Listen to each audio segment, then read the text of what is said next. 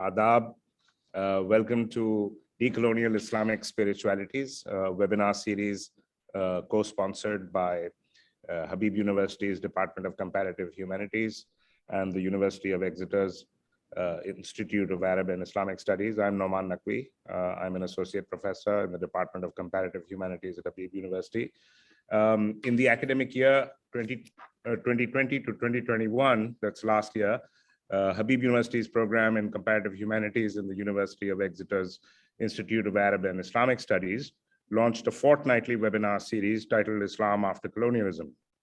This series charted the dramatic transformations under the devastating global impact of modern apartheid colonial rule in the nature of quote unquote Islam in South Asia across culture, region, politics, society, and the arts.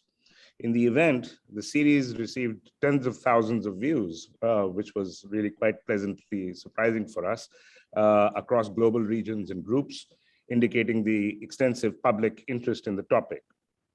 The decolonial question of alternative pasts and futures was an important part of Islam after colonialism, given that contemporary concepts and imaginations of history, religion, politics, culture, and ethics remain hostage to the modern colonial heritage. This year, our new series, Decolonial Islamic Spiritualities, while remaining in a similar constellation of concerns and perspectives, extends beyond South Asia, as well as focusing in on the spiritual, ethical, and religious resources and potentialities that have been marginalized or obscured through the co-optation of quote-unquote religion, itself a modern category, by colonialism and its inheritor nationalism. And I'm very, very pleased. Today's talk fits right in. And I'll ask my colleague, Dr. Noor Sobaz Khan, who is a curator and historian, curator and historian of Islamic art, currently she's the head of MIT's Al Khan Documentation Center. She's also in the past been the head of South Asia collections at the British Library. Usually, as those of you who've been following this series know, it's Professor Sajjad Rizvi, who is the director of the Institute of Arab and Islamic Studies and is my collaborator in this project, is here, but he wasn't able to make it. So I'm very grateful to Dr. Noor Sobaz Khan, who is moreover out of station right now. She's in Riyadh at a conference, to join us in this very distinguished talk that we have today. Thank you, Noor, and please introduce our speaker for today. Thanks so much for having me. It's a real pleasure to participate in this discussion today. I'm very excited about it, and I'm very excited to introduce our speaker, Dr. Omid Safi, who I will introduce now. So Dr. Omid Safi is a professor of Sufism and contemporary Islam at Duke University. His most recent book is Radical Love, Teachings from the Islamic Mystical Tradition, which was published by Yale University Press. He's the former chair for the study of Islam at the American Academy of Religion. Omid leads spiritually oriented tours to Turkey and Morocco through illuminated tours and teaches courses online on subjects ranging from Rumi and Sufism through illuminated courses. And I'm very excited to hear his talk today and have a discussion afterward. So I'll hand over to Omid now, and please.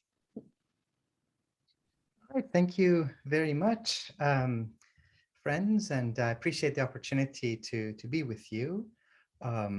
Let's begin, inshallah. Bismillah, walhamdulillah. Wassalatu wassalam ala ashraf al-makhluqat wa sayyid al-mursaleen. What I want to explore in our conversation today is to begin by examining the very popular, almost pervasive translations of Sufi poetry that have appeared in the Euro-American context. These are not a monolith. And in fact, I will be trying to distinguish between some of them that, frankly, are worthy of the name forgery, to ones in which there is a very ambiguous relationship with the Islamic and Persianate origin of much of Sufi poetry, in particular the case of Maulana Rumi. If that first portion of our conversation is going to be looking at what for a shorthand we could call the New Age appropriation of Islamic spirituality, where the argument is fairly clear that if Islamic wisdom, Islamic spiritual teachings are to have a universal relevance and application, they have to be detached, uprooted, and disconnected from the particularity of their context. Which is a rather strange argument. They're not denying that some of these teachings are universally applicable and of interest to spiritual seekers. But just as, with Tao Te Ching, there's no denying that it comes out of a Chinese context, and with Plato, that it comes out of a Greek context, and Shakespeare coming out of an English literary context, or that to read and appreciate Milton, one would have to know something about the biblical references that inform it. That same relationship that forms and informs Maulana Rumi and Hafiz tends to be denied and erased. And we're going to try to examine that.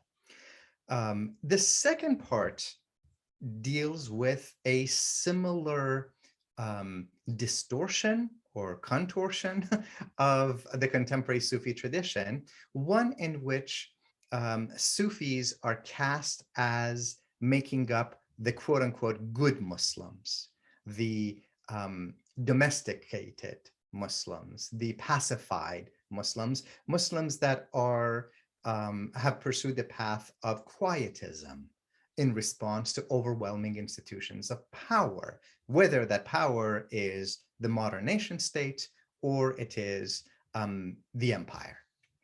And I want to push back against that in ways that we will see. But let us begin, inshallah, and we will start with here. I trust you can see this image. Good. So we're going to start with Khaja Shamsuddin Muhammad Hafiz. This is the shrine of Hafiz in the city of Shiraz in modern day Iran. And to get a sense of the relevance and almost universal popularity of Hafiz, whose name, of course, means one who has committed the Quran to heart, right? So he's a memorizer of the Quran. In Hafiz's lifetime and in the lineage that traces itself back to him, he was oftentimes addressed as Lisanul Ghaib, the tongue of the unseen, the language of the subtle realm, the spiritual realm, a title which incidentally shows up in the modern Dune film that is being made right now. So yet another sort of case of a very specific Muslim reference showing up without any particular references to Islam. The late Shahab Ahmed, a brilliant friend and a scholar of South Asian background who left us so soon. He is, of course, the author of this brilliant book, one of the most ambitious books in my perspective in Islamic studies over the last 40 years. This is how he introduces Hafiz. And I'm going to read just one paragraph. What do we have to say when the most widely copied, widely circulated, widely read, widely memorized, widely recited, widely invoked, and widely proverbialized book of poetry in Islamic history, a book that came to be regarded as configuring and exemplifying ideals of self-conception and modes of self-expression in the largest part of the Islamic world for half a millennium, takes as its definitive themes the ambiguous exploration of wine drinking and often erotic and homoerotic love, as well as disparaging attitude to observant ritual piety, is that canonical work and the ethos it epitomizes Islamic?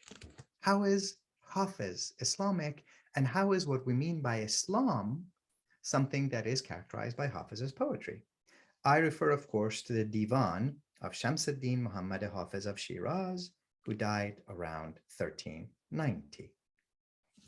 So Shahab Ahmad is making the argument that in the region that he calls the Bengal to the Balkans, it was the poetry of Hafiz, which was more widely read and copied and commented on and memorized by the literati, that it was the marker of adab, that sense of high culture refinement.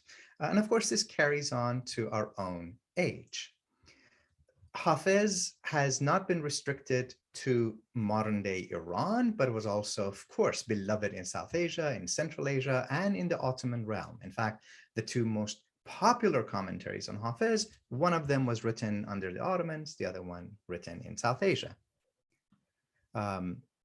Hafiz is both a poet and a major pilgrimage center. It's the Taj Mahal of Iran, it's the honeymoon destination for many people.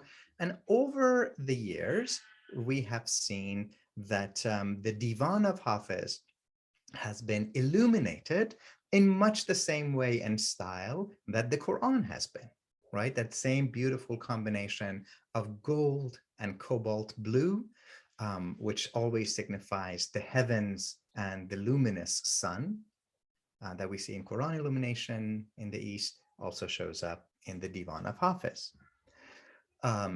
And there are thousands and thousands of hand copies, manuscripts of the Divan of Hafiz, such as the one that we see here.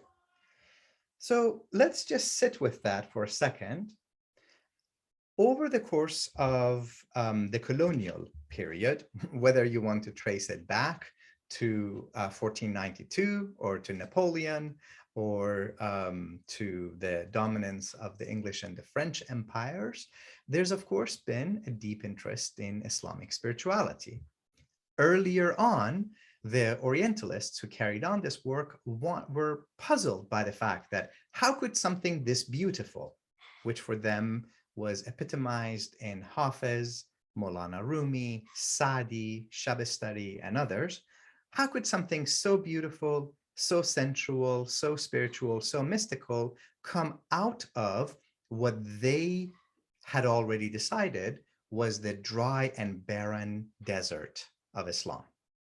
They were so convinced of the superiority of their own civilization, and for those who were religious, their own religious tradition, that they had already bracketed Islam, interestingly enough, alongside Judaism, in something called Semitic. And their own tradition, the Greek tradition, the Roman tradition, they had put under the Indo-European tradition.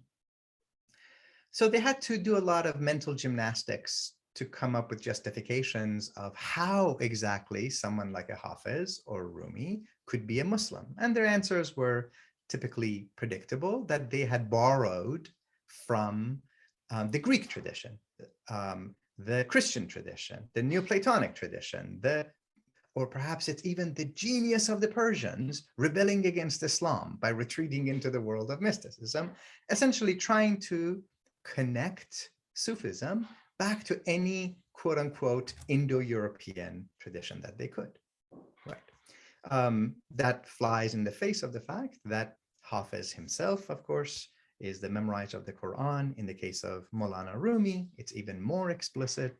He calls himself the unveiler of the beauty of the Quran, and he's got hundreds and hundreds of references to the Quran. If we can move to our own contemporary time period, if you just do a simple little search on Facebook, Twitter, worst of all, Instagram, there are thousands and thousands of images, quotes, memes, and what have you, which purport to convey the poetry of Hafiz. And indeed, some of them are quite beautiful. So I don't want to be a hater. And I want to acknowledge the fact that some of this poetry is actually quite lovely. I wish I could show you, when you are lonely or in the darkness, the astonishing light of your own being. Wah, wah, wah, wah. So that's quite beautiful. And very often, I get contacted by people who are having a wedding, and typically it's an intercultural kind of a wedding.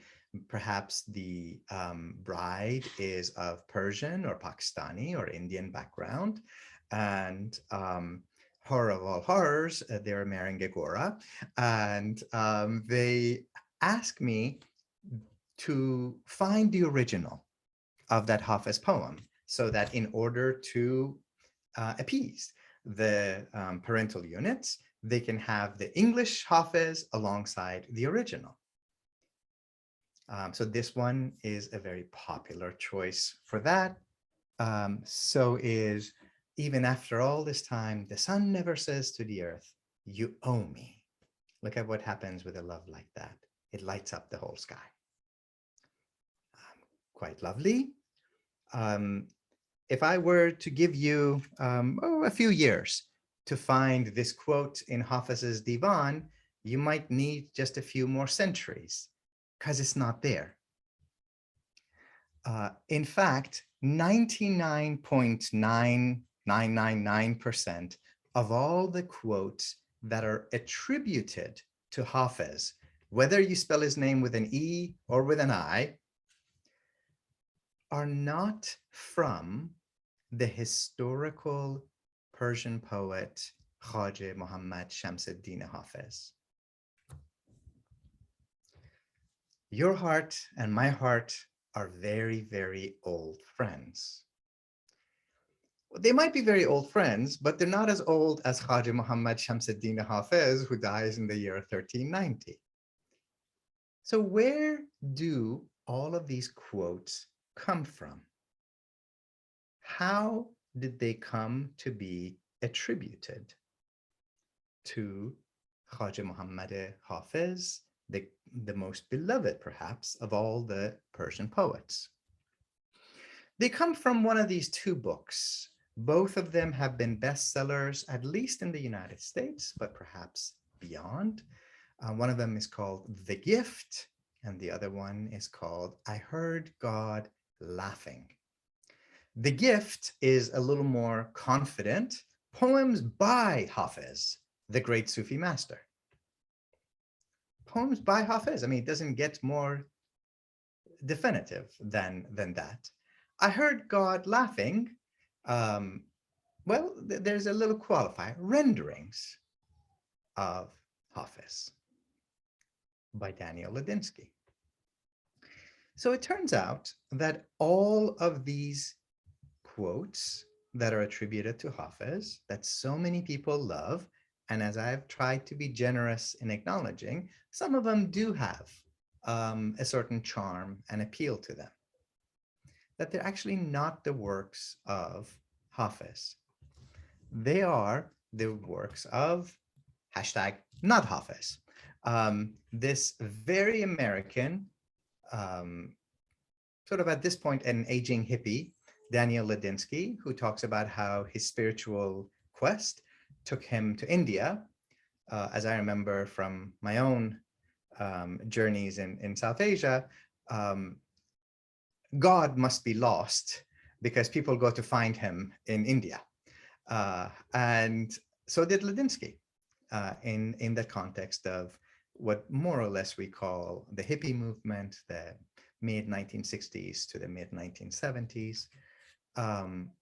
And he becomes associated with the charismatic and somewhat mysterious figure of Meher Baba, a Zoroastrian Sufi of sorts, who has a special love and appreciation for Hafiz. And this is how Ladinsky describes it. He describes having had a dream in which he sees God or Hafiz, it's not exactly clear. And then he says, he was surprised to hear himself say to himself, I can do that. I can translate Hafiz, even though I did not and do not know the Persian language. I wrote my first version of a Hafiz poem. Those of us who have spent a few decades translating Sufi poetry, which is at times packed with a lot of references, are tempted to say that's not how any of this works. If you have a dream in which Hafiz appears to you and hands you a book of English poetry, that would be making a wonderful excuse for one of our students for why he didn't want to learn a language and study the commentaries and study 1,000-year tradition of symbolism and mystical meaning that has developed around this teaching. I take my cues from my wife in this case, who has been encouraging me to be a little nice when I describe Daniel Ladinsky. So I used to use the word charlatan in describing him, but she has impressed on me that part of adab is to be a little more gentle. And so I've listened and I've consulted art historians on what is a good term for it. And it turns out that art historians do have a term for what's going on here, and that term is forgery. It's a case when one artist attempts to copy the work of another master and passes it on and financially benefits in the process. Now, in both the case of Ladinsky's version of Hafiz, and as we'll get to him in just a second, Coleman Barks's versions of Rumi, I'm actually not really interested in what was Daniel Ladinsky thinking, right?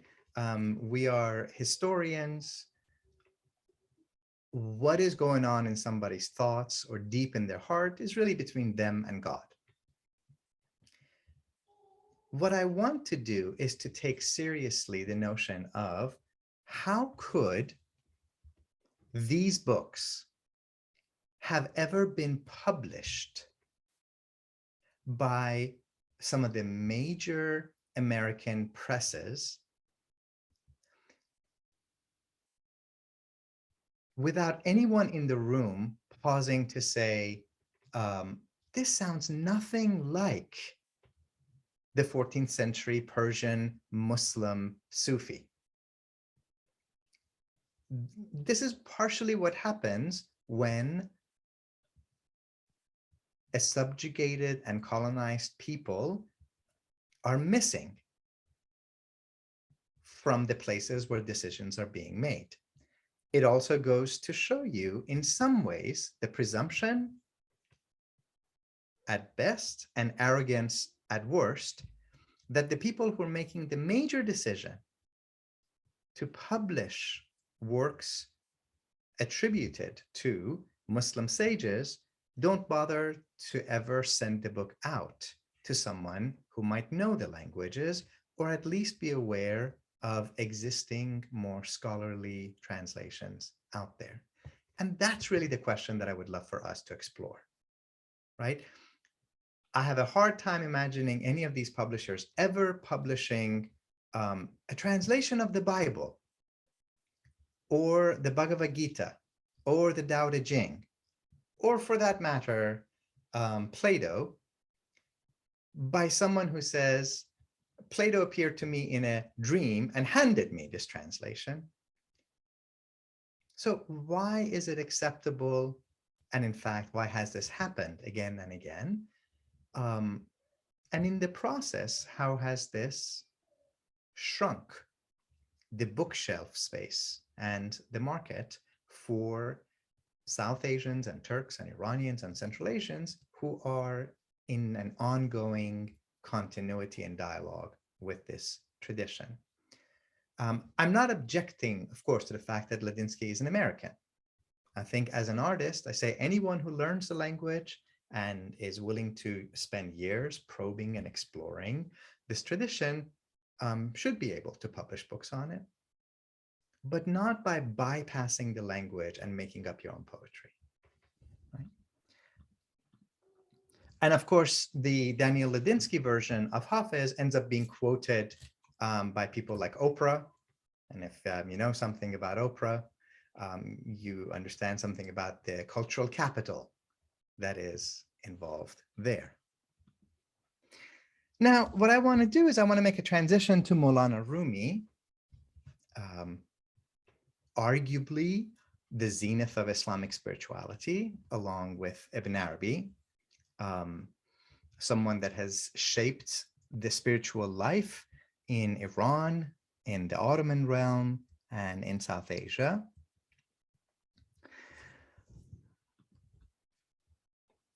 Over the course of the last 30 to 40 years, it's the versions of Maulana Rumi offered by an American scholar and poet named Coleman Barks.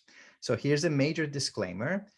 Since I have the great blessing of spending my life studying Rumi and studying Rumi sources, people oftentimes assume that I'm going to come and hate on Coleman Barks.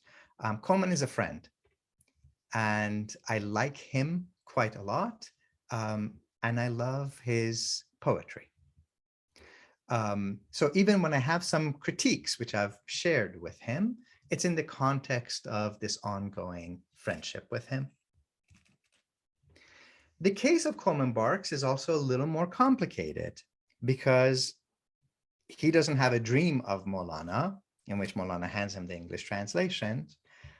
He spends a few years of his life part of a Sufi community in Philadelphia, the Sufi community of Baba Muhyiddin, a Sri Lankan Sufi who was part of the hippie migration of Muslim spiritual teachers, usually from South Asia, but not exclusively, to the West. And in that context, an American poet, Robert Bly, who just passed away on Saturday, handed him the Victorian translations of R.A. Nicholson and A.J. Arbery, and said something akin to, these birds have to be freed from their cages. And so what Coleman Barks has done is to take the literal Victorian translations of Maulana Rumi and put them in American free verse. In the process, he openly acknowledges that he has also minimized and in some cases removed references to God, to the verses of the Quran, to the Prophet Muhammad. Why? Because, again, as he openly acknowledges, the term God is rather traumatic for many people in the West. They have been so hurt through patriarchal and authoritarian interpretations of religion that they spiritually and emotionally shut down when they hear the word God. So Coleman replaces that often with terms like the beloved. Well, in Rumi's tradition, God is the beloved. But what are we to do with the fact that there are thousands of references to the Quran, to the Prophet, to Hadith Qudsi traditions in Rumi's poetry? So let's get a sense of this double translation process.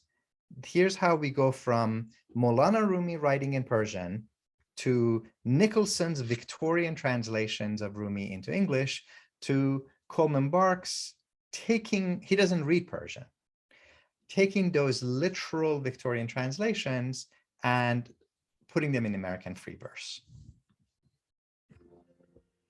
Every other day, United States. Today, like every other day, we wake up empty and frightened. Don't open the door to the study and begin reading. Take down a musical instrument. Today, like every other day, we wake up empty and frightened. Don't start reading.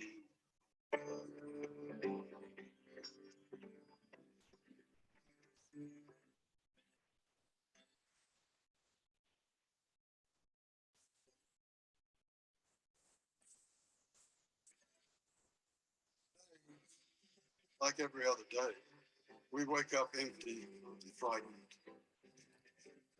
Don't open the door to the study and begin reading. Take down a musical instrument. Today, like every other day, we wake up empty and frightened. Don't start reading.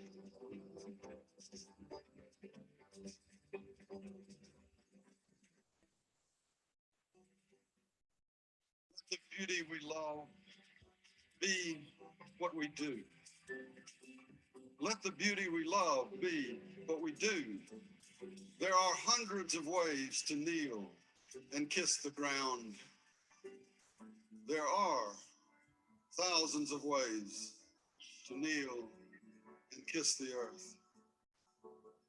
Let the beauty we love be what we do.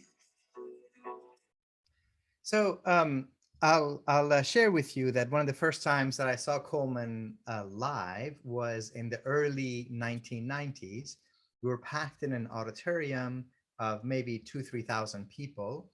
And if you're familiar with the musical traditions of in the Black church, the call and response, that's essentially what was kind of happening. Coleman gets up there, he reads this poem, and he says, "Let the beauty we love," and 3,000 people in unison respond back, "Be what we do," right? They know these poems. They've taken these poems, that these poems have become part of their life. And very, very few people who are there in that crowd are Muslim. So on one hand, we want to take seriously whatever is happening there. Right? There's certainly a way in which this repackaging of Rumi is addressing some of the spiritual needs and vacuum that people have in their lives. But there's also something else, and it's that something else that I want to explore here. So here's the original poem from Maulana. Emruz chahar roz kharabim kharab. Today, like every day, we are ruined. Magosha dar andishe و bargir rabab. Don't open the door to thought. Pick up a rabab, a saz, an instrument. So far, pretty close. But here's the kicker. Sad gune namaz ast و رکوع است و سجود. آن را که جمال دوست باشد محراب. There are 100 types of namaz, salat, Muslim 5 times a day prayers, va ruku', and bowing down in the namaz, va sujud, and prostrating yourself. So what Coleman translates as, there are hundreds of ways to kneel and kiss the ground. Well, it's not really kissing the ground. There's 100 types of namaz. There's 100 types of bowing down in prayer, and there's 100 types of prostration in prayer. That no doubt poetic translation of kissing the ground misses the fact that Rumi is offering a powerful interpretation of the fact that anything and everyone, including beings that we might deem to be non-sentient beings, are in prayer, are in namaz and in salat. The language of Maulana is unmistakably Muslim. It would be incomprehensible without knowing what terms like namaz and ruku and sujud mean. And then the last line, an ra ke jamal doost bashad mihrab. There's 100 types of prayer and bowing down and prostration for the one for whom the jamal doost, the beauty of the friend. And in the Sufi tradition, the word friend is one of the titles for God. the one for whom God's beauty is the mihrab. So what is the mihrab? It's the prayer niche. It's what orients you and orients your prayer. Mihrab is a mosque term, is an Islamic term. So the original is not quite so vague as let the beauty we love be what we do, something that is lacking any particularity.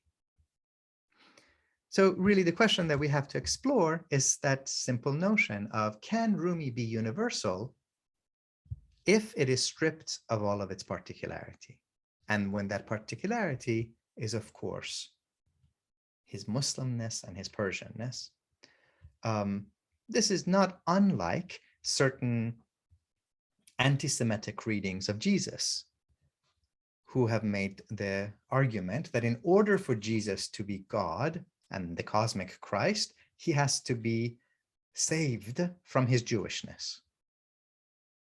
And we see something somewhat akin to that here.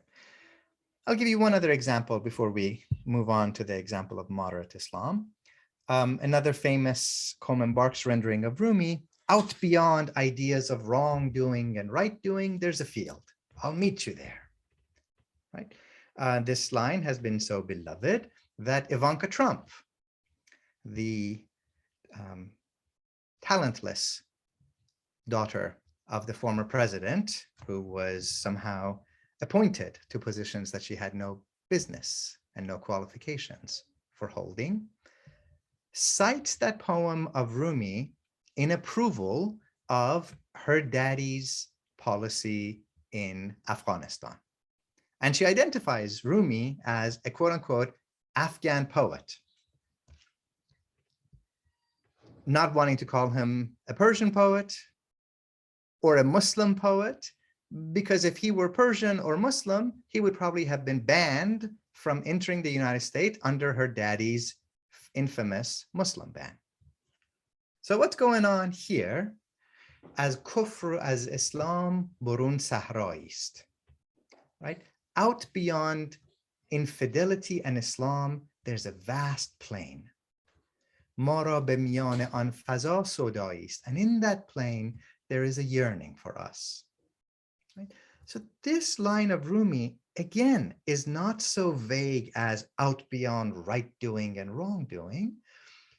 Rumi is part of a tradition that I've elsewhere called the school of radical love, mazhab-e-ishq, the path of radical love, which says that most people practice their Islam as an inheritance, as a metaphor. And you have to go through simply being an unbeliever or simply practicing an inherited Islam in order to practice Islam, your faith, as something that is made real through love. So in the mazhab-e-ishq, in the school of love, there's this constant notion that a gymnastic, mindless, heartless, presence-less performance of religious ritual might be good for gymnastics, but it's not actually bringing you to that face-to-face encounter with the divine. That's the tradition. It's not something as vacuous as out beyond right doing and wrongdoing. One could go on to many other examples. Coleman Barks talks about, I'm not a Christian, not a Jew, not a Muslim, not a Hindu, and then he can't stop himself. Not a Buddhist, not a Sufi, not a Zen, no religion or cultural system. Of course, you know, the very idea of a cultural system certainly did not exist in the 13th century. These are very modern 19th and 20th century terms. And he gets that from a line of Nicholson, which alas, itself turns out not to be found in any of Rumi's original collections. But these kinds of notions that Rumi was somehow beyond being any particular faith. These allow for claiming that kind of universality that is rootless, groundless, and disconnected from what Rumi himself says he is. Farzand Jan Mustafa, the offspring of the soul of the Prophet. Let's ask one question here to sum up the Rumi section before we move on to that model of what can we surmise about moderate Islam, quote unquote. Up until now, we've really been focusing on the fact that in the case of Hafiz and the Daniel Ladinsky version, we're really dealing with a forgery. In the case of Maulana Rumi, we're dealing with exquisite and beautiful American poetry that has a tenuous relationship with the original. It is the double translation through these Victorian translations, minimizing the Islamic references. So a lot of scholars have spent time critiquing the Coleman Barks versions, saying that he's trying to offer a Rumi without Islam. And I think if truth is told, at times there's a certain measure of jealousy involved in it.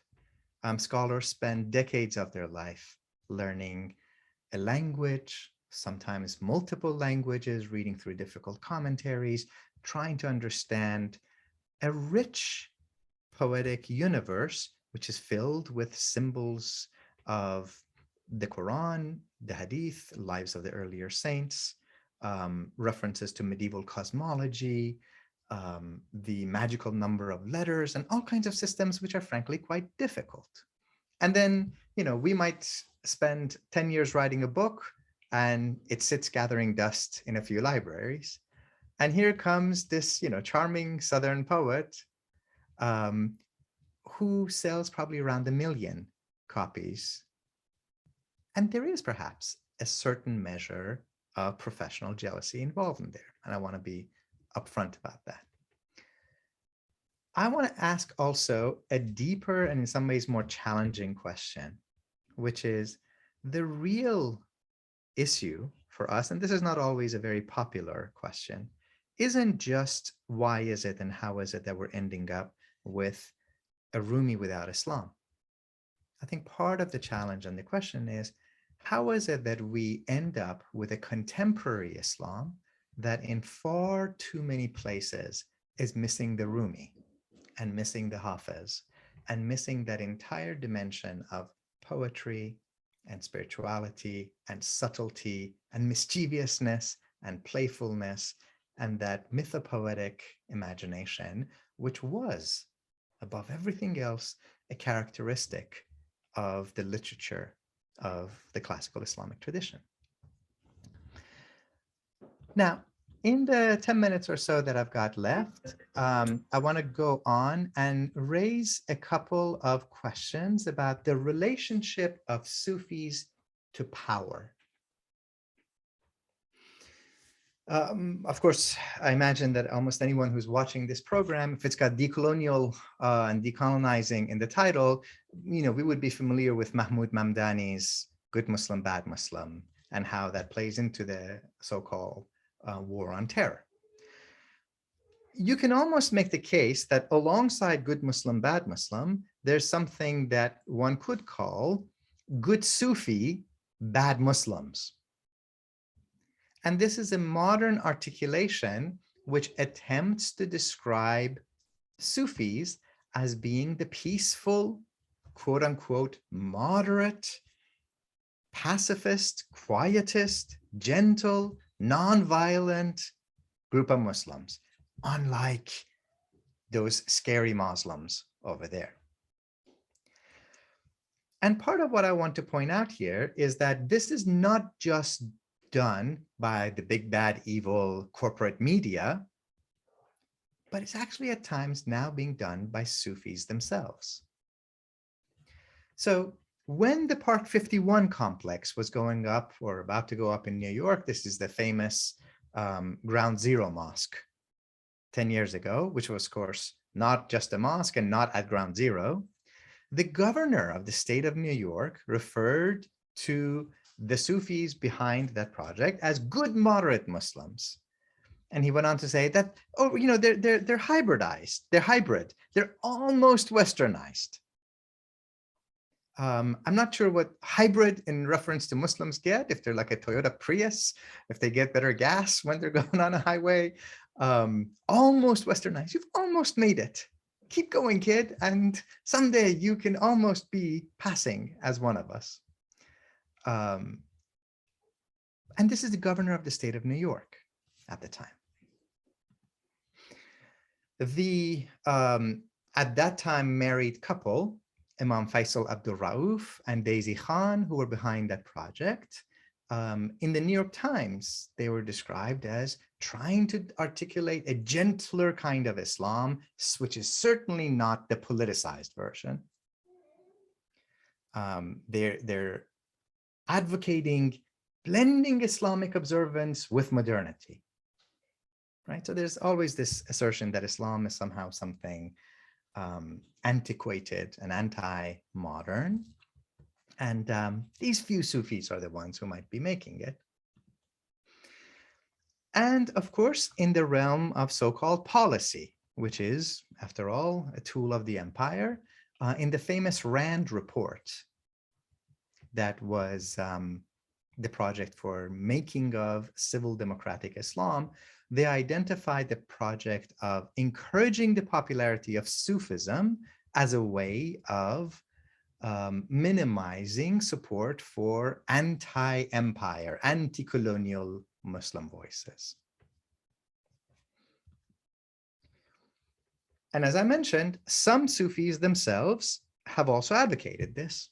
So there's one Naqshbandi lineage. You see Sheikh Nazim, the Cyprus-born 20th century figure, and his son-in-law, Sheikh Hisham Kabbani, who in 1999 went on to claim in some State Department gatherings that perhaps 80% of American mosques have been exposed to extremism.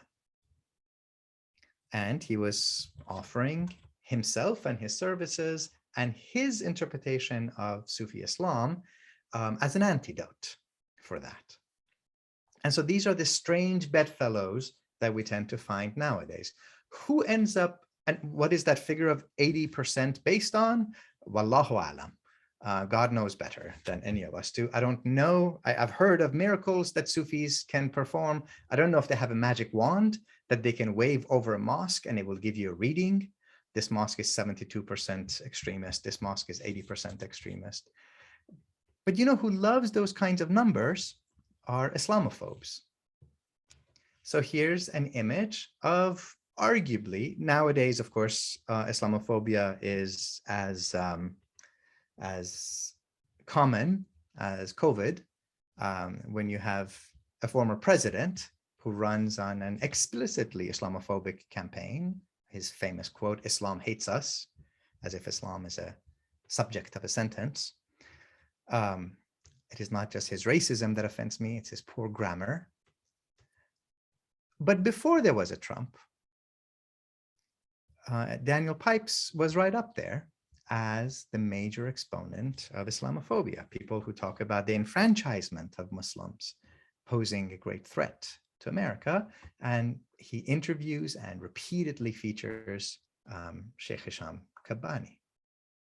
So an alliance of Sufis who are portraying themselves as anti-extremist, hand in hand in some ways with Islamophobes. And we've heard versions of this in other contexts, people who want to talk about the best Muslim response in the Sufi tradition is to pursue the path of quietism, of withdrawing from politics. And so I want to end by just a few reminders that recall historical examples of Sufis who've been anything but quietist. I want to be clear here. I'm not making an essentialist argument that all Sufis of all time have been anti-colonial third-wave feminists.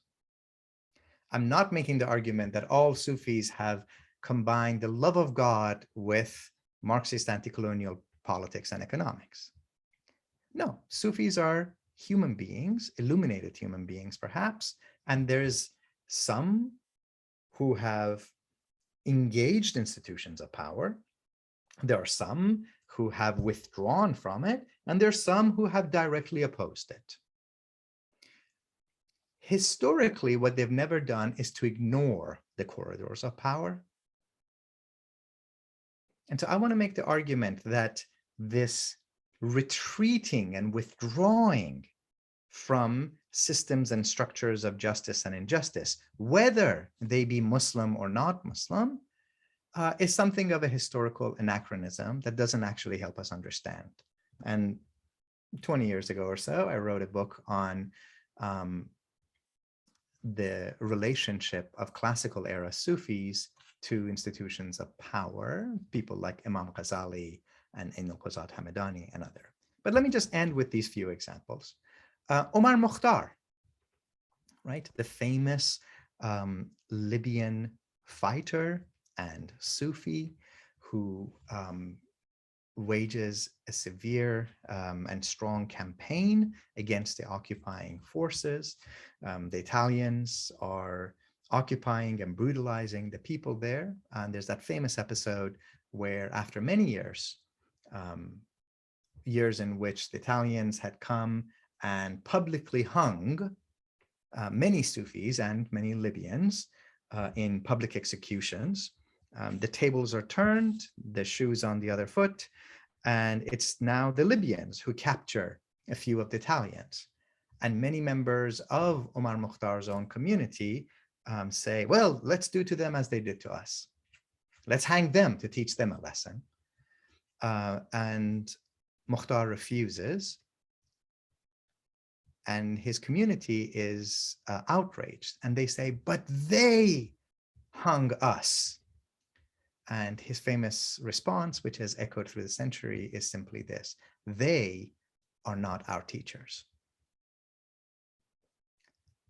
So we have these kind of examples. There's the great example of the 19th century Amir Abdul Qadir al-Jazairi. Abdul Qadir al-Jazairi is probably the most learned 19th century scholar of Ibn Arabi. He's given the name of Muhyiddin. He spends the last 30 years of his life going to Damascus and actually renting the house that Ibn Arabi himself was said to have been living in. And he is buried next to Ibn Arabi before his body is dug up and moved over to Algeria. When he is in Algeria, he fights the French again and again and again. And the reason that he's called Amir is because he was the Amir al-Mu'minin. He was the commander of the faithful. So he's a warrior, anti-colonial, who's also a great learned Sufi. Again, as an example of someone whose ethics are beautiful and subtle, in Damascus, he ends up rescuing thousands of Christians during a riot that is taking place between and among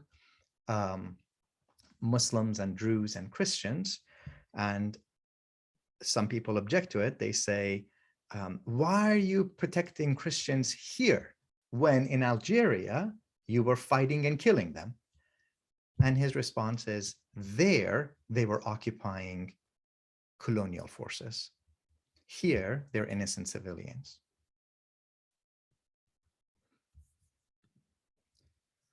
So here's that famous example. It's painful to see these kind of images because, of course, it reminds us of the recent images in Afghanistan of women offering up their babies to American soldiers. If people remember that staged or well photographed episode, that baby, of course, is now missing.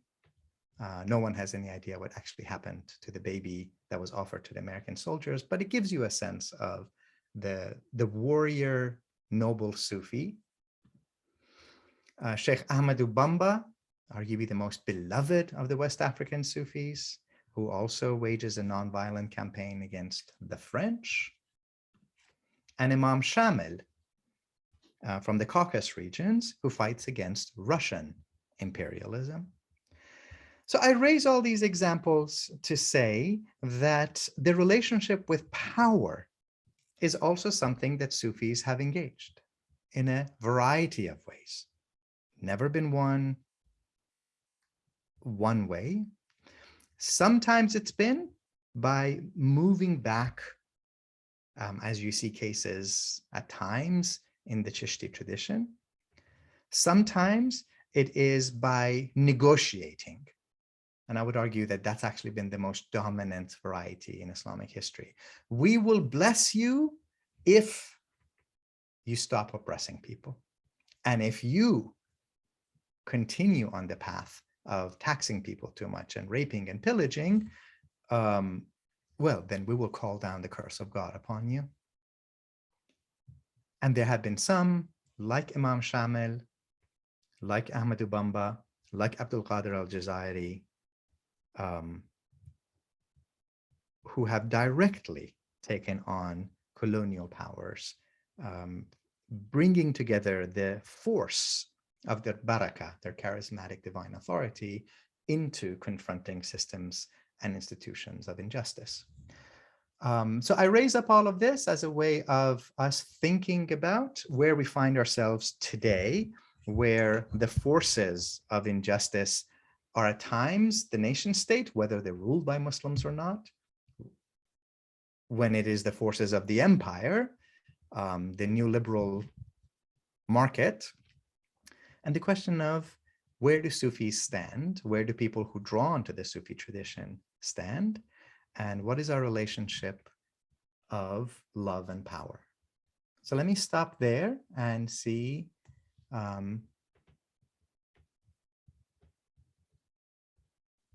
if there are some questions.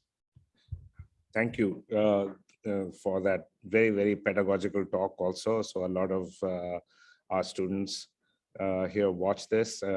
And immediately I'd like to remind them, one of the readings that they do in their, as part of their core curriculum in this course that they take called What is Modernity, they are assigned a text by a couple of chapters from Tomoko Masuzawa. Invention of World Religions. Yes, the invention of world religions, the discovery of a fissure in the European past, and the following chapter, Islam, a Semitic religion. So this actually, the reason that it is assigned is because precisely what you are pointing out, one of the things that you're pointing out, one of the several things that you're pointing out is this inheritance. And it's not just in the West, it's rampant actually in South Asia amongst the literate classes. The idea that Sufism is in fact an Indo-European, well, I mean, they wouldn't think Indo-European, they would think Indic, yeah? That it is Perso-Indic. Sufism is something that is Perso-Indic. And one of the things that's appealing to, secular literate type people about that is that it makes Sufism out to be non-Sharia, yeah. So it's antinomian, yeah, anti-Sharia, which is of course, I mean, if the major Sufis who are known over here in our region, of course, there's literally hundreds and thousands of them, but I can't imagine any of the major ones. Even the impression that one has of them as being anything but Sharia compliant, right? Whether it's Nizamuddin Aulia or Data Ganj Bakhsh, Ali al-Hujviri, etc. I'm just talking about this region. But nevertheless, the idea that Sufism is antinomian is utterly prevalent, and it's this, once again, relies on this division between the Semitic and the Indo-European. So I'd like you to say something about that. And the second remark I had, or the question I had, was, what you're talking about as forgery.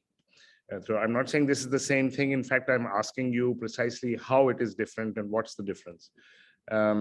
So, these major figures like Kabir or Bulle Shah or Amir Khusro in our region, over the centuries, all kinds of people. So Shabnam Virwani, who made these series of documentaries about Kabir, has this fellow who is the director of an organization which is like a Lok Virsa, so kind of folk documentation center. And he is putting together all of the verses of Kabir that are out there orally. Yeah. And there are, of course, thousands upon thousands of them, which she even shows us people make up themselves, people who walk in the path of Kabir. Yeah. So like a farmer or somebody who belong to the Kabir Panth, have this kind of devotion to Kabir, will write in the name of Kabir. Yeah. And the director of this folk center, he says, I'm going to include all of this material in this edition that I am preparing, because these people actually walk in the truth of Kabir. This is what he says. And he doesn't say this in English. He says this in the dialect of Hindi that is spoken in his region in Madhya Pradesh. So what's the difference between that? Because a lot of what we hear, the Amir Khusro that we hear, the Kabir that we hear here in South Asia, at the folk level, at the popular level, is actually, mixed in with stuff that has been fabricated, or I don't like the term here actually in fabricated, that has been created by people who one might call the disciples. So what's the difference between that and the phenomenon that you're talking about? Thank you. Thank you. That's a wonderful, wonderful question. So I think there is one major difference that is good to keep in mind. Let me show you this image that we have. So the one significant difference between Kabir's poetry or Bulleh Shah's poetry, which I love both of them very much,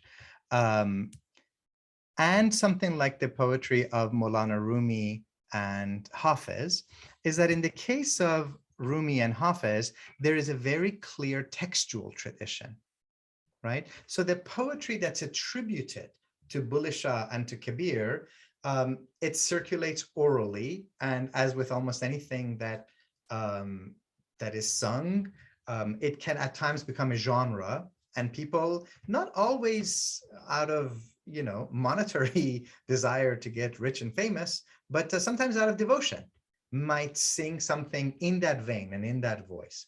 With the case of Maulana Rumi, so I just wanted to put up an example of the people who edit Rumi's books.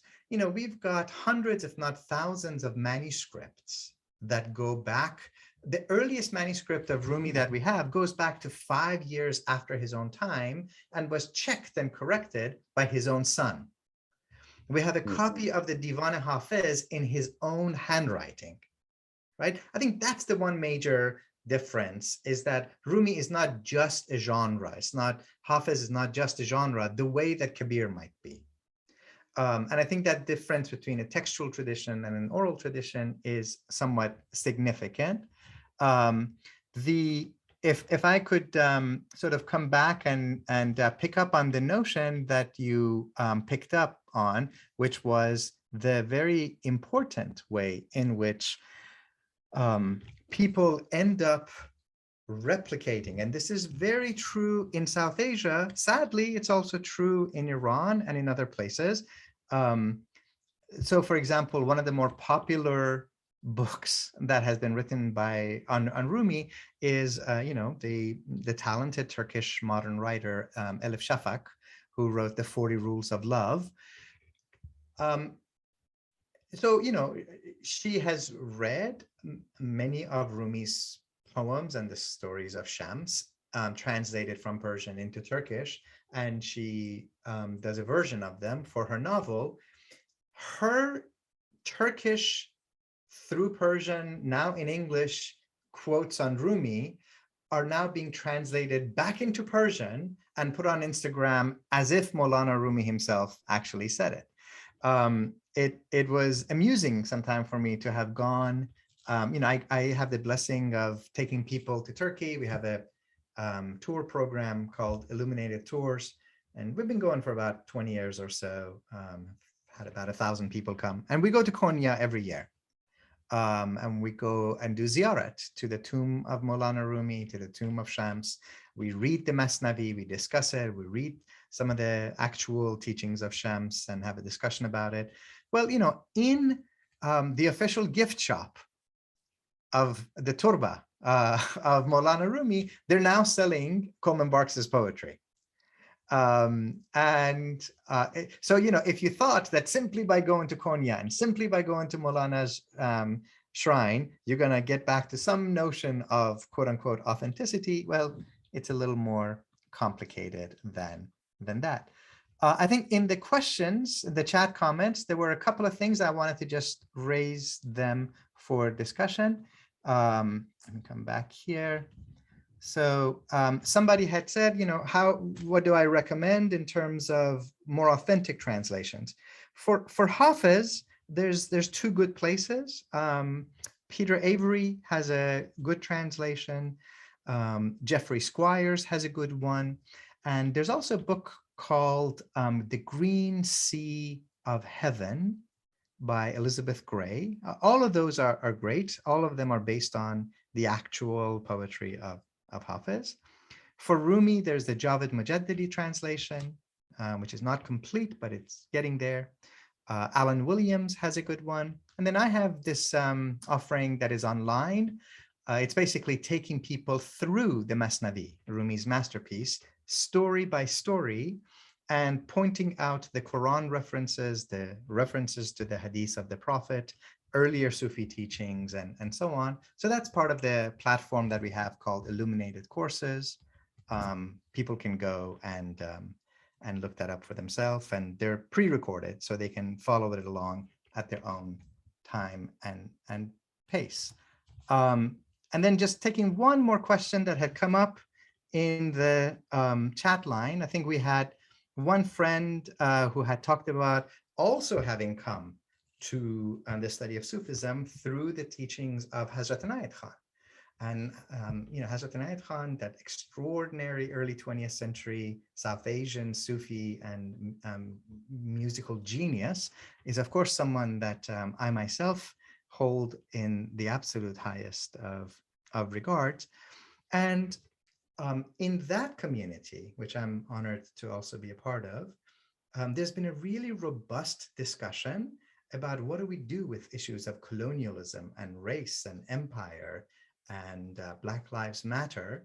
And I think one of the ways that it has led us to what I hope is a deeper and richer and more robust understanding is there's a very famous and beautiful prayer of Hazrat Inayat Khan, the Khatum prayer, O thou who art the perfection of love, harmony, and beauty. Lord of heaven and earth, open our hearts that we may hear thy voice, which constantly cometh from within. And then it sort of goes on, and the ending part of it is, teach us thy loving forgiveness, raise us above the distinctions and differences which divide us. For, I think, too long, people have assumed that what Hazrat Inayat Khan was saying was, raise us above distinctions and differences, right? Help us get to that universal level, which has nothing to do with the level of particularity.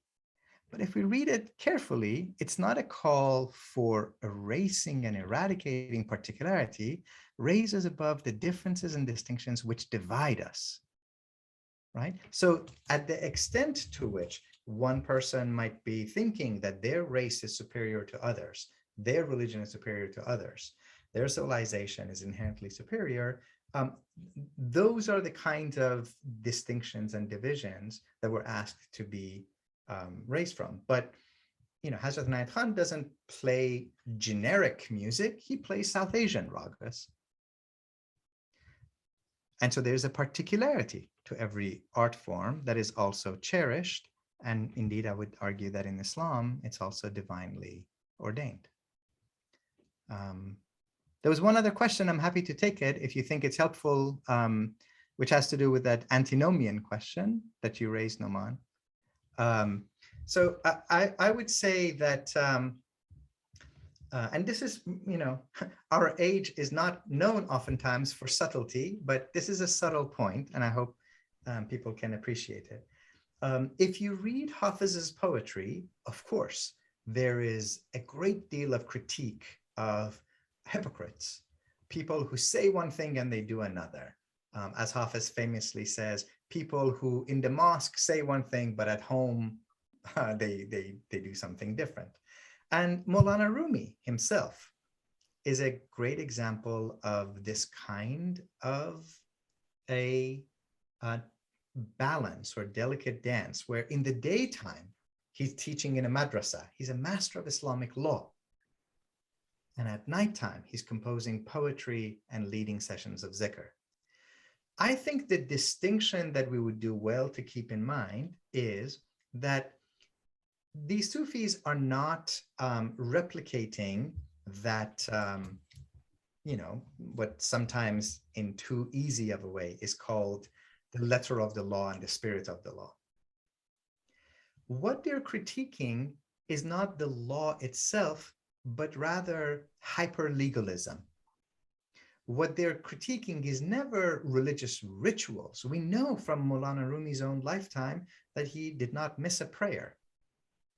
What he objected to was a kind of mindless ritualism, where you're doing the gymnastics, but your heart is not in it. And part of this is because they lived in a very different world than we do. For us, in many ways, religion is a matter of personal choice. If you want to pray, pray. If you don't want to pray, with the exception of a few countries, no one's going to come and arrest you. If you want to fast, fast. If you want to go home and have yourself astaghfirullah, what's the worst thing that a person could have? Double Big Mac with fries and a Coke, right? Heart attack on a tray. You could do that. In Rumi's time, to be seen as publicly performing the rituals of religion carried with it a lot of social prestige. So there was a concern to make sure that people's observance of religious rituals was done with a pure heart, with a pure intention, for the sake of God and not for the sake of being seen by people. So I think the contexts have changed so much that we would do well to not confuse critiques of ritualism with critiques of religious rituals as such. Noor? Yeah, I had a question. And just first of all, thank you so much for this wonderful talk. I feel like you've really elucidated a number of trends and sort of practices that we've all witnessed unfolding over the last sort of 20, 30 years in terms of the way that, the Sufi poets are being translated, if you want to call it that, right, in Anglophone culture. And I have kind of maybe a slightly controversial question, but it's a very sincere one, and I would love to hear your sincere thoughts on this. But so I grew up in the States myself, and I remember when the Coleman Barks translation of Rumi came out, and just how popular it was. And I would completely agree with you. Compared to Ladinsky's work, there is something inspired, I would say, about the Coleman Barks poetry. It's yeah. And so my question is just, listening to you talk and trace the trajectory of these different works and the way that, the American public has responded to them. I just wonder if maybe what we're witnessing, especially with the Coleman Barks translations, it's kind of the emergence of like a vernacular American folk mysticism drawing its inspiration from Persian poetry. And maybe as philologists and historians and people who study literature, and I'm one of these philologists who spent decades mastering languages just to write a musty book that sits on a library shelf. 100% happy to admit that. That's my place in this discussion. But I would say I think we're almost missing a trick as Muslims who are also scholars when we are trying to point back to an original and say, this is the authentic version, this is the real text, this is the real version. I feel like it's almost become like a sort of American folk mysticism that's almost out of it's a completely new thing that's almost out of our purview anymore, to sort of pronounce on it. And this thought just kind of occurred to me as you were speaking. I'd love to hear your impression and your kind of response to that. That's a wonderful question. Thank you. So, sharing in terms of what you said, look, I've got my copy of the Essential Rumi here, and in the interest of full transparency, here's, Coleman's personal, letter of friendship and love that he wrote to me when he signed this some 25 years ago. So it's also a part of my own upbringing. And every now and then there's a poem that I'll come across in Coleman that I'm like, wow, that actually works better in English than the original does, right? The most famous example of it is the Like This poem, right? If anyone asks you what our love looks like, kiss me on the lips and bring me to life like this, like this. It's an exquisite poem in English, and the Persian original it's okay. It's not Rumi's masterpiece, I think I have a few kind of general thoughts about it. I would love a situation in which someone first reads Coleman's poetry and then maybe moves on to getting to know a Sufi community that is living into these teachings. Maybe at some point, if they're so able to, goes on to a pilgrimage of Rumi's shrine, and their whole life and their being becomes a kind of bridge and conduit between these worlds that oftentimes find themselves in conflict. Oftentimes that's not happening. And so what is happening is that rather than Coleman being at the starting point, it becomes a sort of a cul-de-sac of figures who are quoting Rumi,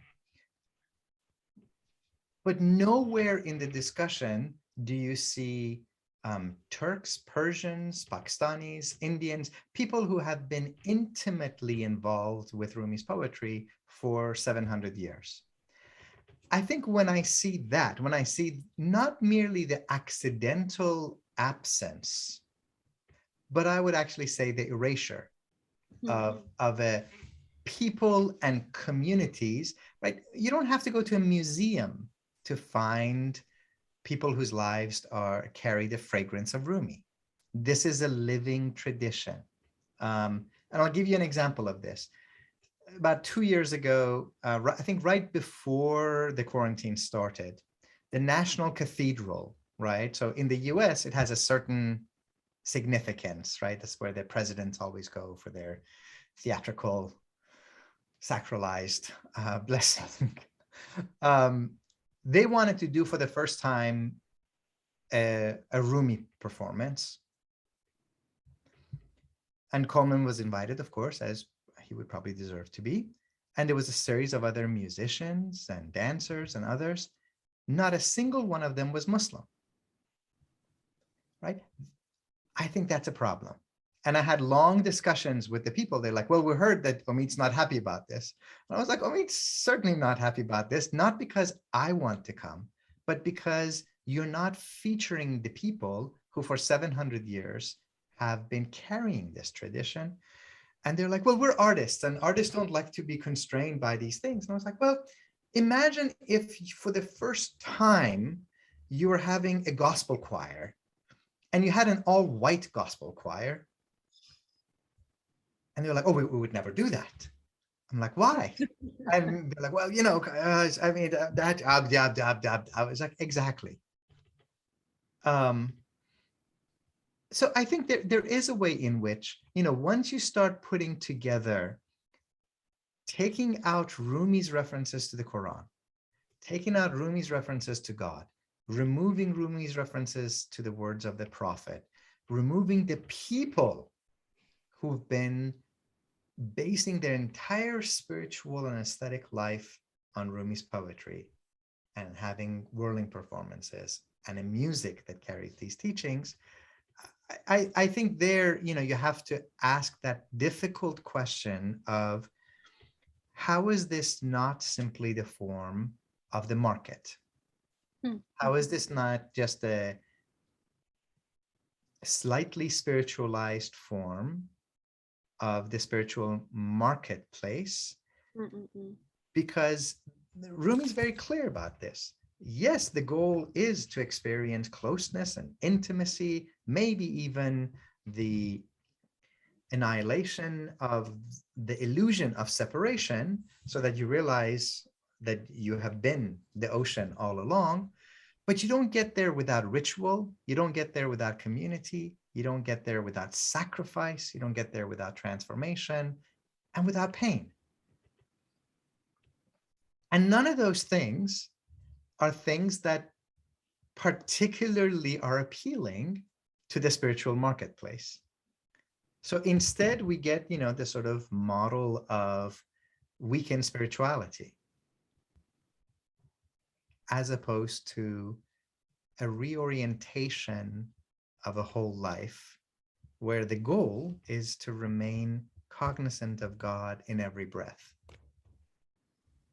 So I have a follow-up question relating to the marketplace and commercialization and Instagram that actually follows on perfectly from your response. So I have a friend actually who's she's a British Pakistani poet, a very serious poet, published poet.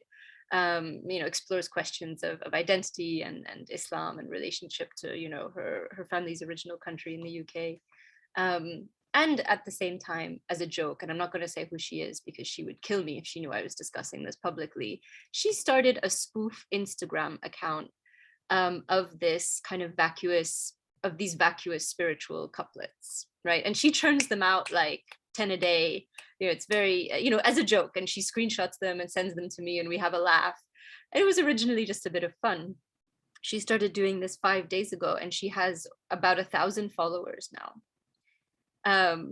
And we've both been aghast and kind of wondering what exactly is going on? What is at work here? What phenomenon are we witnessing? I mean, and personally, I don't believe that Instagram is an entirely negative thing. I think actually a lot of real creativity and connections and expression can happen in that format.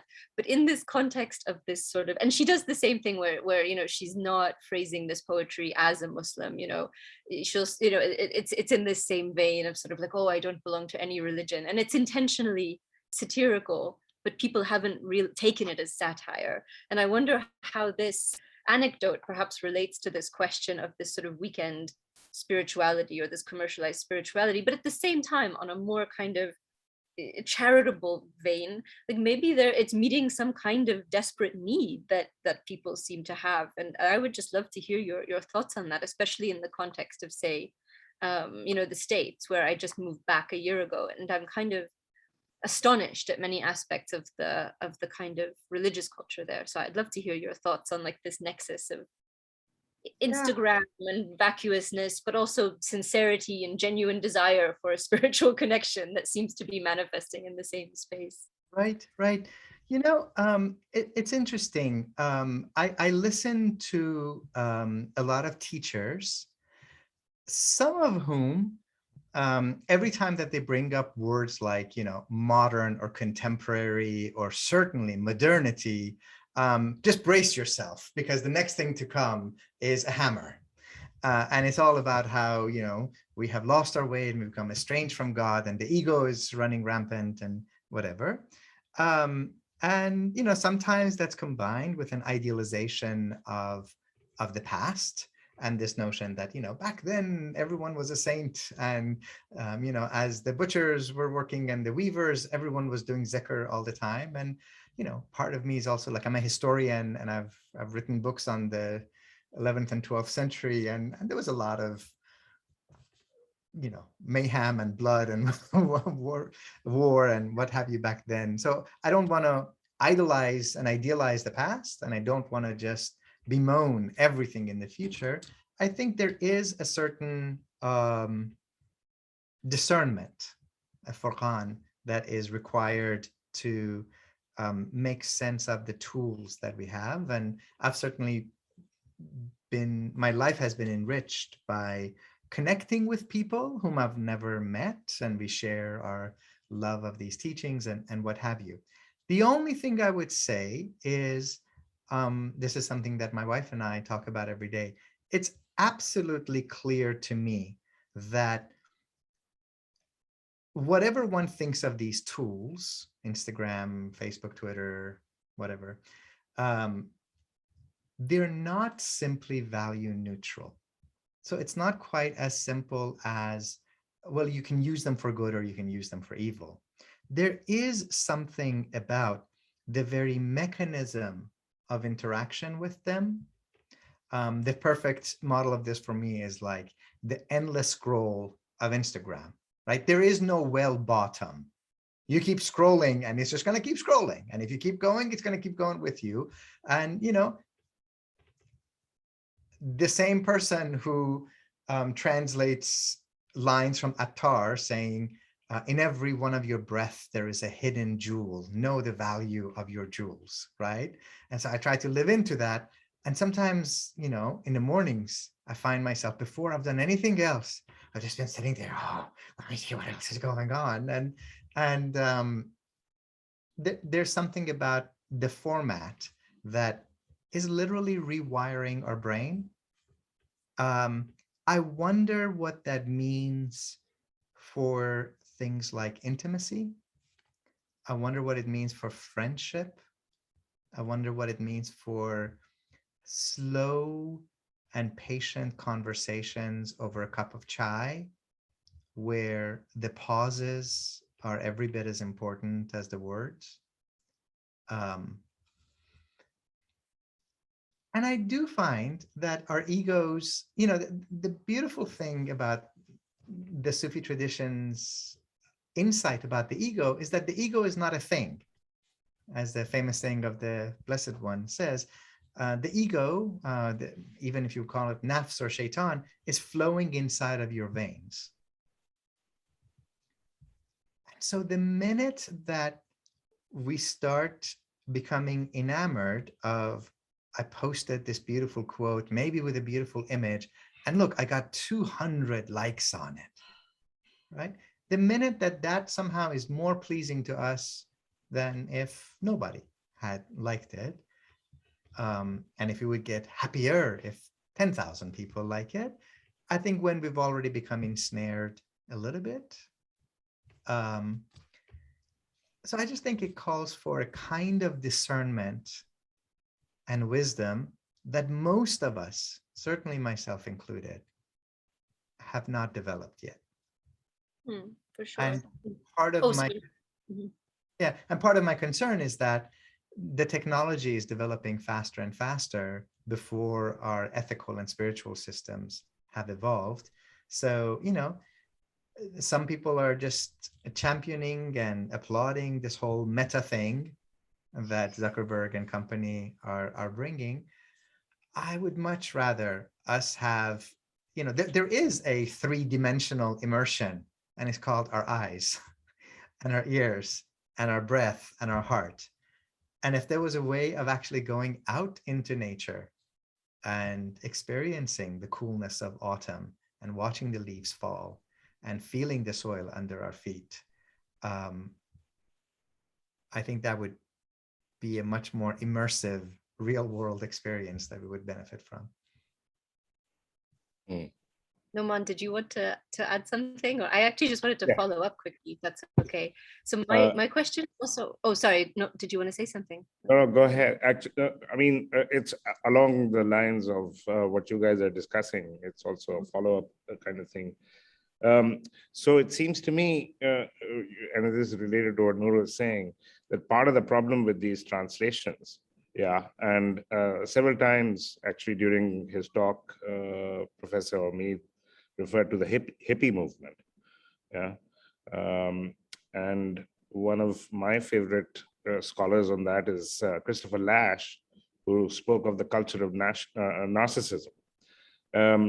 I don't think that, I mean, you know, it seems to me that one of the big differences between modernity and the past, obviously, it would be absurd to claim that people were all saints in the past, but I think a big difference between the pre-modern and the modern, yeah, is that unlike the past, in the present, whereas, for example, selfishness or greed or self-interest, all of this certainly existed, nobody ever said these are good things.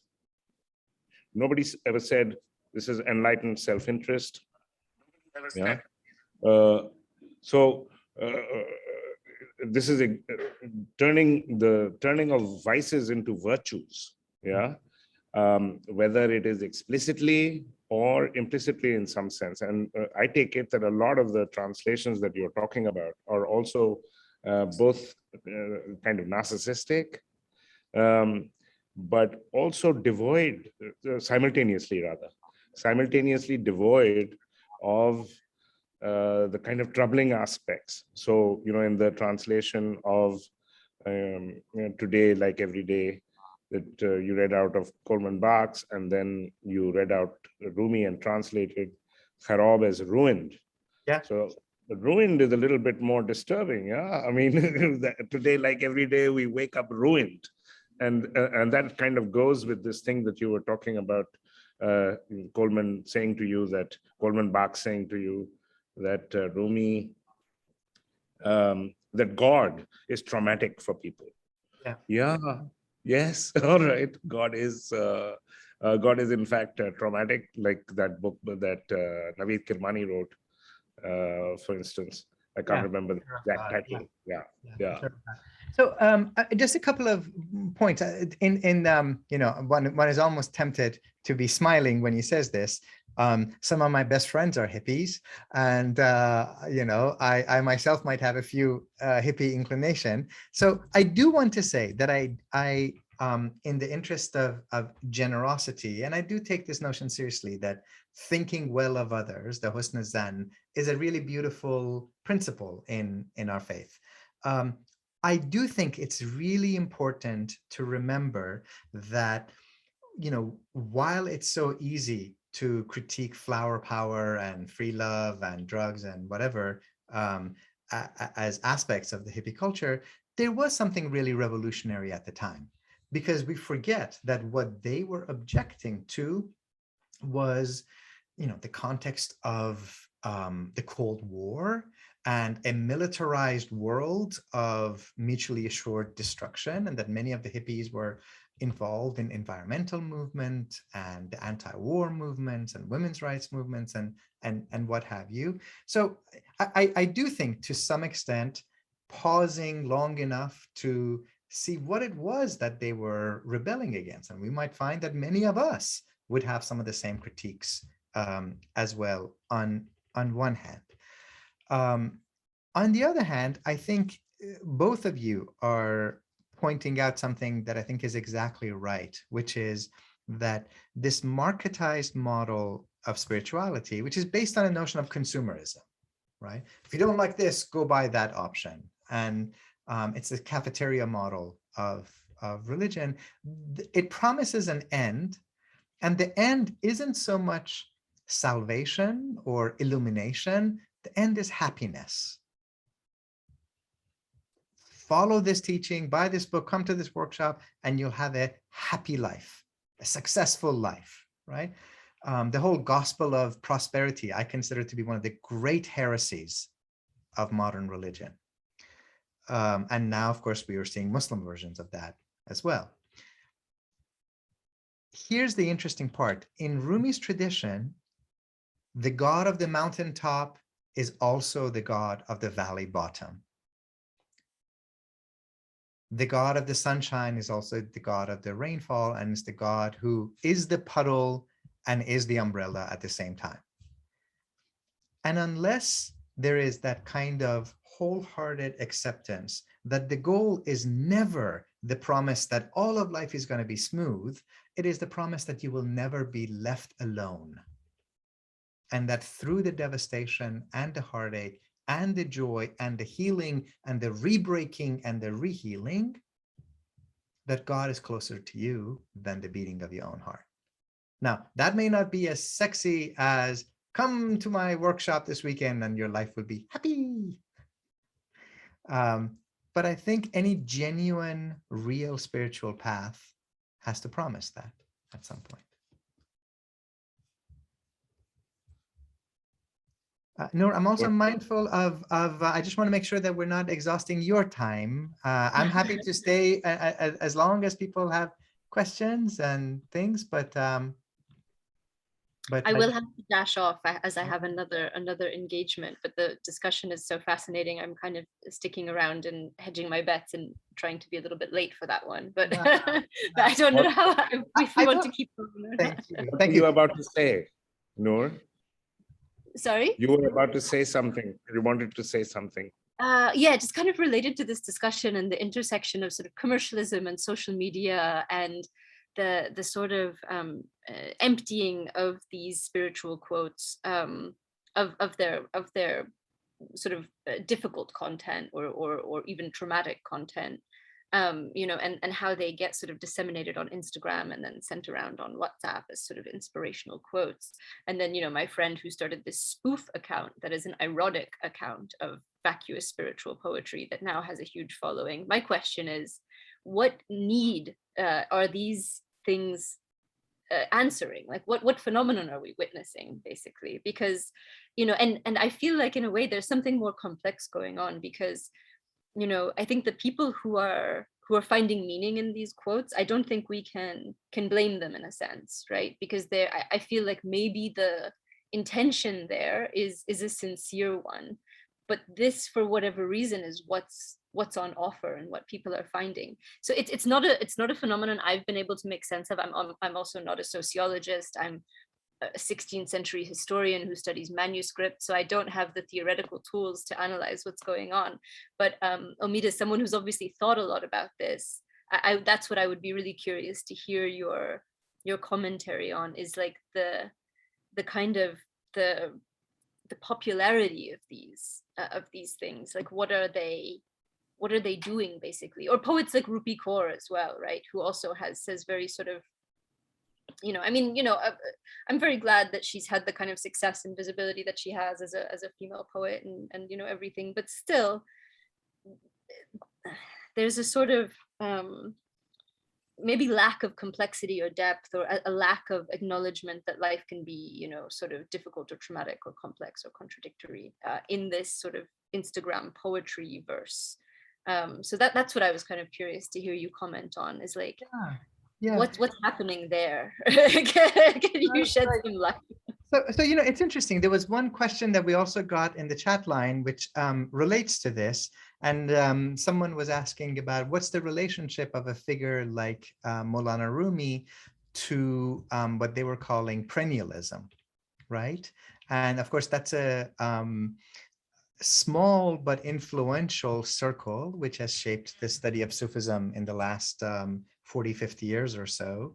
And again, lives are messy and complicated. And when I was a young man and I had hair, I myself was quite enamored of some of the writings of some of the perennialist thinkers. And here, you know, we're talking about people like Said Hossein Nasr and Martin Lings and Schuon and Titus Burckhardt and Charles Gay Eaton and others. I'm not a perennialist today, and I don't play one on TV, but I do think that there are certain perennial yearnings that we as human beings have. There's a reason why some people have suggested that the word insan, the human being, might come from the idea of forgetting. We forget what we actually are, made in the image of God. And that it may also come from the word insan, may also come from the word uns, which is intimacy. That we're made to be intimate, and we're made to be intimate not only with one another, but also with God. So you don't have to go full force traditionalist, capital T, perennialist, capital P, to recognize that for someone like Rumi, you know, he uses the metaphor, which we also see, of course, in the Zen tradition, of the one-handed clapping, right? He says, your one hand cannot make a clapping sound, you need both hands, and that if you find the love of God in your heart, know this, you've already been loved in God's heart. Those are the two hands, your love for God and God's love for you, that together make this commotion. And part of figures like Rumi and Hafiz and all the path of love people that I tried to present in this radical love book of mine some years ago, is this notion that there's already one love. There's a cosmic current of love that brings us to this world. It sustains us here. And if we can get over our ego and merge with it, it'll carry us back to God. And that the love of God and our love for each other are one. If we can purify it from the notions of ego and egoism.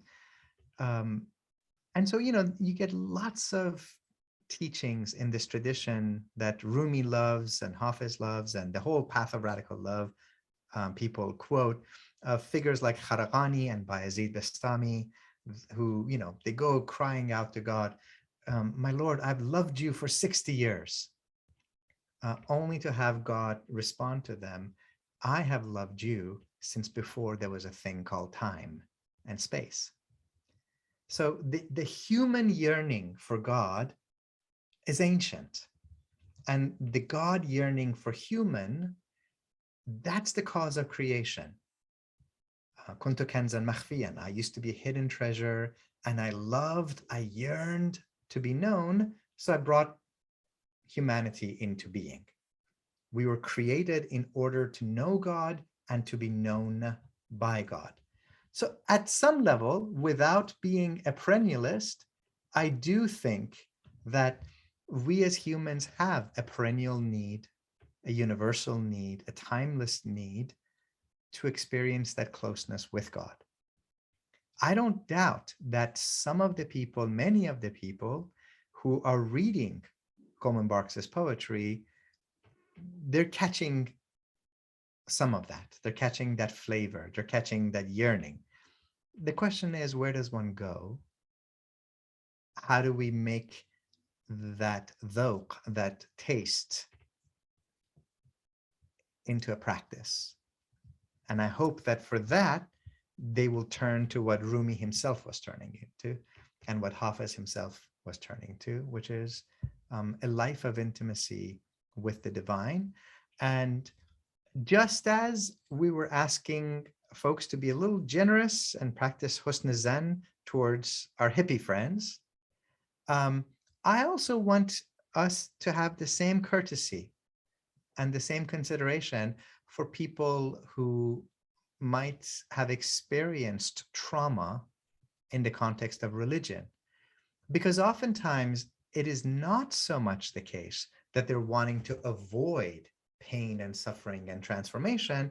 It's that they went to a church or a mosque where the imam or the priest was sexually abusing people, or that there was an authoritarian, dry as cardboard, fire and brimstone aspect of things, where no matter how many times in the Quran, God uses words like Rahman and Rahim and Jamil and Wadud and Latif, the only names of God that you would ever hear and embodied are the Avenger and the Punisher.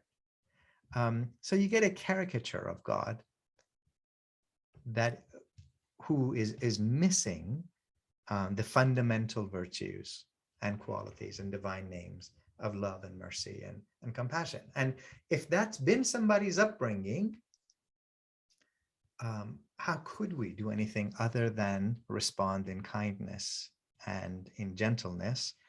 And yeah, I think that's also an important consideration to address that universal thirst that people have.